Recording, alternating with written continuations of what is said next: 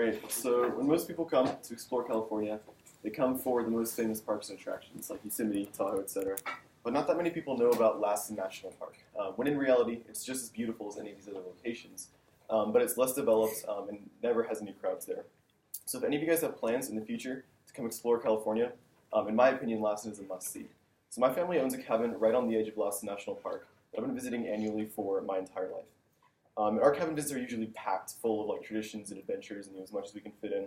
But there's one tradition I'd like to share with you guys in particular today, and that's our ice cave hike. So without going into too much detail right off the bat, the ice cave tradition is where we hike to, discover, and explore a series of lava tubes near Mount Lassen. So the tradition usually takes place on a Saturday and begins with a short drive from our cabin to the trailhead, followed by kind of an easy 2-mile walk along a flat trail. The hike itself, as we're hiking, there's this beautiful green grassy meadow off to our right and kind of this dense pine forest going up a hill to our left. While I'm describing the scenery, I should bring up the first reason this tradition is important to me, and that's because it is beautiful. And every time I go on this hike, I get an opportunity to appreciate the nature of the area.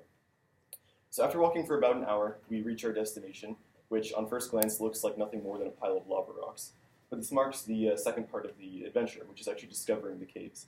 So even though we call it the ice cave, it's not actually a cave. It's a series of caves underneath the ground. There's a whole bunch of entrances. And on top of that, none of the entrances are marked. So it's a bit of an adventure trying to walk around and discover these entrances to a cave. Which is the second reason that this tradition is important to me, is because even after 10 years of going, year after year, it's still exciting to me, and it still is an adventure. So even after we do find a cave, there's still kind of one last challenge facing us before we get to explore, and that's getting into the cave. Because none of the caves have big, wide entrances that you can walk straight into.